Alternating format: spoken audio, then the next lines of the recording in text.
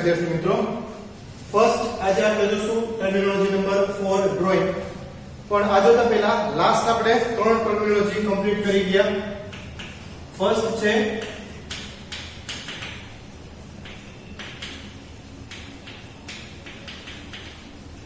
Business transaction, second હતું event અને third હતું કેપિટલ. તો આ કેપિટલ સાથે કનેક્ટેડ છે આપણું પોઈન્ટ નંબર 4 ડ્રોઈંગ. કેપિટલમાં મેં શું કીધું હતું લાસ્ટ કે ઓનર જ્યારે બિઝનેસ ની અંદર ઇન્વેસ્ટમેન્ટ કરે તો એને કહેશું આપણે capital. Okay, in the form of money જ કરે એવું જરૂર નથી. એ કઈ ઘરની એસેટ હોય ત્યારે કે ઓનર ઘરે પોતાનું વ્હીકલ છે બિઝનેસમાં લઈ આવે તો પણ એને શું કહેવાય? કેપિટલ જ કહેવાય. સેમ વે ડ્રોઈંગ છે કેપિટલનું એક્ઝેક્ટ ઓપોઝિટ છે. એ પણ ઓનર જ કરી શકે. કઈ રીતના? તો કે બિઝનેસમાંથી ઓનર કઈ પાછું ઘરે લઈ જાય તો એને કહેવાશે ડ્રોઈંગ. સે ફોર એક્ઝામ્પલ કઈ મનીની રિક્વાયરમેન્ટ આવી તો થોડાક મની બિઝનેસમાંથી ઘરે લઈ ગયા, that is called drawing. Same way કોઈ અસેટ, ધારો કે સ્ટેશનરી સ્ટોર કોઈનો છે તો સ્ટેશનરી સ્ટોરમાંથી સ્ટેશનરી પોતાના ચિલ્ડ્રન માટે કોઈ લઈ જાય તો ધેટ ઇઝ કોલ્ડ ડ્રોઈંગ્સ. તો ડ્રોઈંગ અને કેપિટલ બે ઓનર્સ ના અકાઉન્ટ છે અને ઓનર્સ જ આ ક્રિએટ કરી શકે. એટલે કે કેપિટલ ક્રિએટ કોણ કરી શકે? તો કે ઓનર. અને ડ્રોઈંગ ક્રિએટ કોણ કરી શકે? તો કે ઓનર. વન્સ અગેન તમને કહું છું, it can only be created by owner. બરાબર? બીજું શું કહી શકાશે?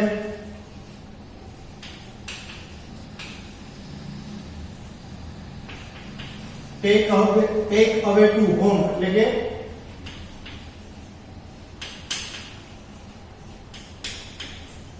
પર્સનલ પર્પઝ માટે ઘરે કઈ લઈ જાય તો એને કહેવાશે ડ્રોઈંગ.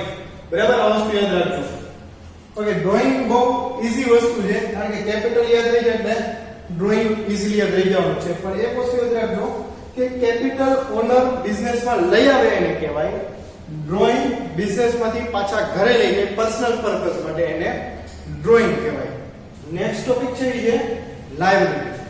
ઓકે, લાયબિલિટીના મલ્ટીપલ ટાઈપ્સ છે. કયા કયા ટાઈપ્સ છે? તો મેઇનલી લાયબિલિટીને ટુ વેમાં બાયફર્ગેટ કરી શકાશે. એક છે ઇન્ટરનલ અને એક છે એક્સટર્નલ. ઇન્ટરનલ એક્સટર્નલ લાયબિલિટી સમજતા પહેલા સૌથી પહેલા આપણે એ જાણીએ કે લાયબિલિટી એટલે શું?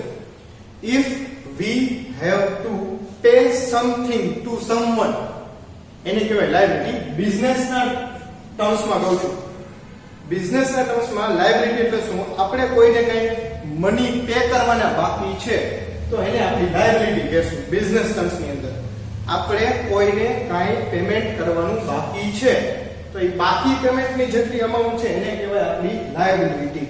આ વસ્તુ એકવાર યાદ રહી, 3 વાર રિપીટ કર્યું છે. બરાબર?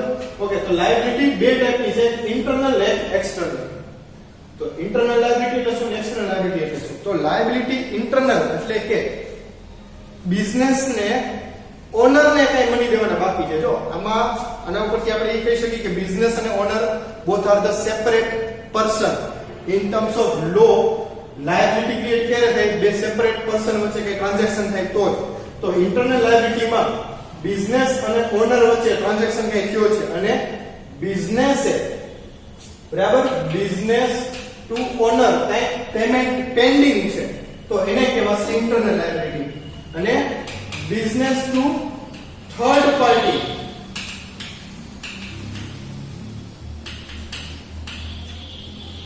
થર્ડ પાર્ટી એટલે કે એવો કોઈ વ્યક્તિ કે જે અજાણ્યો પર્સન છે, બીજા કોઈને ઓનર સિવાયના પર્સનને કઈ દેવાના બાકી છે. ધારો કે કોઈ કસ્ટમર છે, ધારો કે ગવર્નમેન્ટને દેવાના કઈ બાકી છે. Anything is payable. ટર્મ શું જાની? પેએબલ ટર્મ છે. તો પેએબલ કઈ હોય? ઓનર સિવાય, ઓનર ને હશે તો ઇન્ટરનલ, ઓનર સિવાય કોઈ થર્ડ પાર્ટી હશે તો એને કહેવાશે એક્સટર્નલ.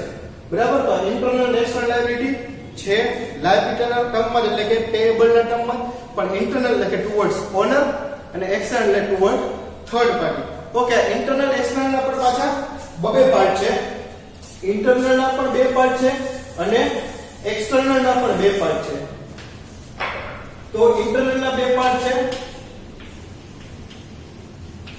કરંટ અને non current same way external ના પણ સેમ બે પાર્ટ છે કરંટ અને નોન કરંટ તો હવે આ કરંટ અને નોન કરંટ એટલે શું તો આ એસ પર ટાઈમ પીરિયડ ની વાત થઈ છે ટાઈમ પીરિયડ કેવી રીતના કરંટ એટલે કે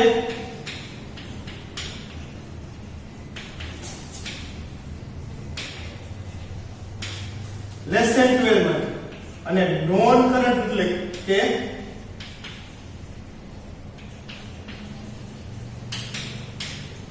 મોર ધેન 12 મંથ યાદ રાખજો જ્યારે લાયબિલિટી 12 મંથ ની અંદર સુધીમાં જ પૂરી થઈ જવાની હોય એટલે પે કરી દેવાની હોય તો એને કહેવાશે કરંટ લાયબિલિટી અને જે લાયબિલિટી 1 વર્ષથી વધારે ચાલી શકે મોર ધેન 12 મંથ ઈ લાયબિલિટી કન્ટિન્યુ થઈ શકે એવી હોય એને કહેવાશે નોન કરંટ લાયબિલિટી તો એ ઇન્ટરનલ પણ હોઈ શકે અને એક્સટર્નલ પણ હોઈ શકે કરંટ અને નોન કરંટ આ કરંટ અને નોન કરંટ નું બાયફર્કેશન છે એ લાઈફ ટાઈમ યાદ રાખવા જેવું છે 12th માં કંપની ફાઇલ એકાઉન્ટ કરશો એમાં પણ કરંટ નોન કરંટ નો કન્સેપ્ટ આવશે બરાબર રેશિયો એનાલિસિસ માં પણ આવશે અને આગળ ઘણા બધા ચેપ્ટર્સ માં કરંટ નોન કરંટ તમને આફ્ટર 11 12 કોલેજ ના એના સબ્જેક્ટ માં પણ આ કરંટ નોન કરંટ નું તમારે ઘણું બધું આવશે એટલે આ કન્સેપ્ટ તમારે પરમેનન્ટ યાદ રાખવો જરૂરી છે બરાબર તો લાયબિલિટી ના મેઇનલી બે પાર્ટ ઇન્ટરનલ એક્સટર્નલ અને ઇન્ટરનલ ના બે part current non current external ના પણ બે part current non current current એટલે કે less than 12 month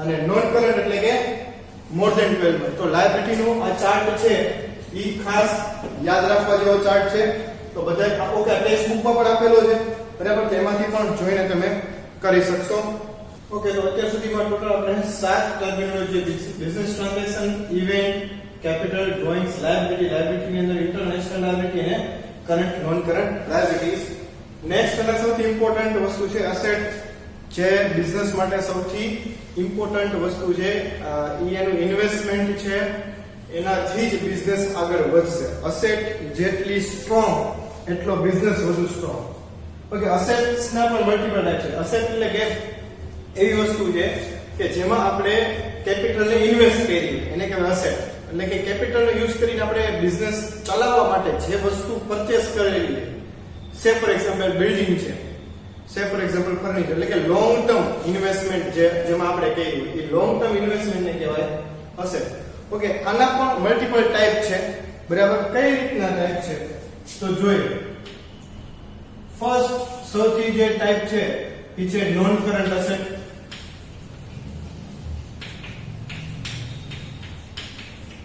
same concept જે લાયબિલિટી માં હતો કરંટ નોન કરંટ લાયબિલિટી માં જે હતો સોરી અહીં તો ઈ જ કન્સેપ્ટ છે આમાં છે કરંટ અને less than 12 month non current હોય તો મોર ધેન 12 મંથ તો આ એસેટ પણ કેવી છે મોર ધેન 12 મંથ વાળી ઓકે નોન કરંટ ના પણ તમે પાછા સબ ટાઈપ કહી શકો નોન કરંટ ના પણ પાછા બે સબ ટાઈપ છે એક છે ટેન્જીબલ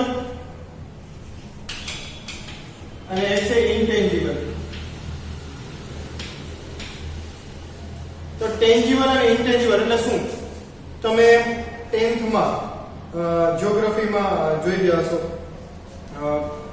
ટેન્જન્ટ વસ્તુ આવે ટેન્જીબલ એટલે કે જેને ટચ કરી શકાય બરાબર કોઈ એવી વસ્તુ છે કે જે કોઈ સરફેસ એરિયાને ટચ કરે છે બરાબર તો ઈ જે ટચ કરે ને ટેન્જન્ટ કહેવાય અને જીઓગ્રાફીની સાથે સાથે જીઓમેટ્રીમાં પણ તમે આ વસ્તુ જોઈ ગયા છો કે આ રીતનો કોઈ કર્વ હોય અને એમાં અહીંયા એક તો આ જે પોઈન્ટ છે આ પોઈન્ટને કહેવાય ટેન્જન્ટ તો આના ઉપરથી આવે ટચ કરે એના ઉપરથી આવે ટેન્જન્ટ તો ટેન્જીબલ એસેટ છે એવી છે કે જેને તમે ટચ કરી શકો જેમ તમે એક્ઝામ્પલ આપેલા બિલ્ડિંગ છે મશીનરી છે ફર્નિચર છે તો એનો મતલબ અમુક એવી એસેટ પણ હોય જેને ટચ ના કરી શકે જેને કહેશું આપણે ઇન્ટેન્જીબલ છે તો ઇન્ટેન્જીબલ એસેટ એટલે કેવી હશે જેને આપણે જોઈ નથી શકતા જેમ કે પેટન્ટ છે કોપીરાઇટ છે ટ્રેડમાર્ક છે બરાબર તો આ બધી ઇન્ટેન્જીબલ એસેટ જેને આપણે જોઈ નથી શકતા પણ એનાથી આપણે અર્નિંગ કરી શકીએ અને એમાં આપણે ઇન્વેસ્ટ કરી શકીએ અને આપણે પરચેસ કરી શકીએ તો ટેન્જીબલ ઇન્ટેન્જીબલ એસેટ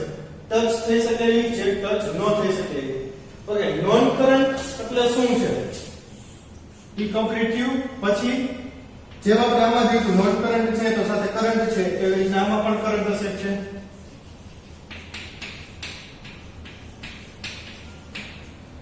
જે કન્સેપ્ટ કરંટ કન્સેપ્ટ છે કરંટ અસેટ માં છે તો ઈ પણ લેસ ધેન 12 મંથ છે, આ ગ્રેટર ધેન 12 મંથ્સ માટે છે, આ લેસ ધેન 12 મંથ્સ માટે છે, બરાબર. સેમ કન્સેપ્ટ આની અંદર અવેલેબલ છે આપણે. ઓકે, કરંટ અસેટ ના કોઈ સબટાઈપ છે તો એક જ સબટાઈપ છે. કરંટ અસેટ માં પણ તમે કહી શકો લિક્વિડ અસેટ. ઓકે સર, પણ કરંટ અસેટ માં તમે ઈ તો ન કીધું લેસ ધેન 12 મંથ માટે કેવી અસેટ હોય, તો કેવી અસેટ હોય?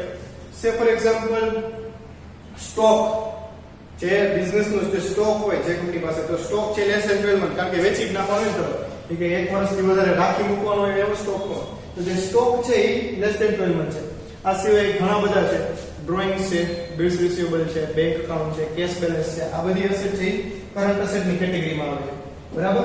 અને લિક્વિડ અસેટ, લિક્વિડ એસેટ અને લિક્વિડ વર્ડ શેના માટે છે તો કે કેશ કન્વર્ઝન ફેસિલિટી ઉપર.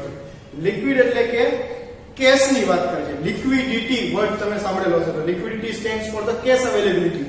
તો liquid asset means asset which can be easily converted into cash. Liquid assets are those which can easily converted into cash, such as bills receivable and other bank balance. Bank માં તરત તમે cache convert કરી શકો, actually એને cache equivalent પણ કહેવાય છે bank balance ને, બરાબર. તો આ બધી છે લિક્વિડ એસેટ છે કે જેને તમે ઇમિડિયેટલી તમે કેશ માં કન્વર્ટ કરી શકો, જરાય વાર નહીં લાગે. અને બાકીની બધી છે અધર કરંટ. લિક્વિડ એસેટ ને અધર કરંટ અસેટ બે છે, પણ ઈ તો કરંટ એસેટ માં આવી જ ગયું છે. ઓકે, અને લાસ્ટ જે છે ફિક્ટિશિયસ અસેટ.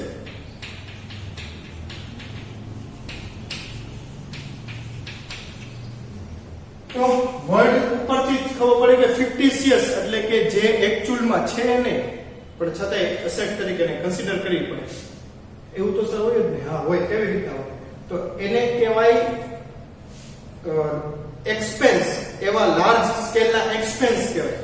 એક એક્ઝામ્પલ થી તમને સમજો ખ્યાલ આવે, જેમ કે પેપ્સી અને કોકાકોલા આ બધી જે બેવરેજીસ કંપની છે, તો એમાં શું કરે એ લોકો એડવર્ટાઇઝમેન્ટ ક્રિએટ કરે, તો સલમાન ખાન અને આમિર ખાન ને એમાં એડવર્ટાઇઝ કરવા માટે બોલાવે અને એને યુઝ 5 કરોડ 10 કરોડ રૂપિયા પેમેન્ટ કરીને એક સરસ એડવર્ટાઇઝમેન્ટ બનાવે. પછી 1 વર્ષ 2 વર્ષ એટલે 1 વર્ષથી વધારે વર્ષ માટે જે એડવર્ટાઇઝમેન્ટ ચાલતી હોય કન્ટિન્યુઅસલી, તો આવી બધી એડવર્ટાઇઝ છે શું છે? એ એક ટાઈપની ફિક્ટિશિયસ અસેટ છે, બરાબર. કે એક સાથે ઇન્વેસ્ટમેન્ટ કરીને હવે એ અસેટ ક્રિએટ કરી, ખર્ચો થઈ ગયો, હવે એ ખર્ચાને 1 થી વધારે વર્ષમાં ડિવાઈડ કરી નાખશે, બરાબર. આનું એક્ઝામ્પલ હું તમને 12th માં પ્રેક્ટિકલી આપણે બેલેન્સ શીટ ની અંદર આવે છે. 12th ના જ્યારે આપણે સમ કરશું, બરાબર, એમાં આના એક્ઝામ્પલ્સ ઘણા બધા આવે, જેને કહેવાય એડવર્ટાઇઝમેન્ટ કેમ્પેન એક્સપેન્ડિચર. કે આખું એડવર્ટાઇઝમેન્ટ નું એક કેમ્પેન તૈયાર કર્યું અને એનો એક્સપેન્ડિચર એક સાથે ખર્ચો તો થઈ જ ગયો.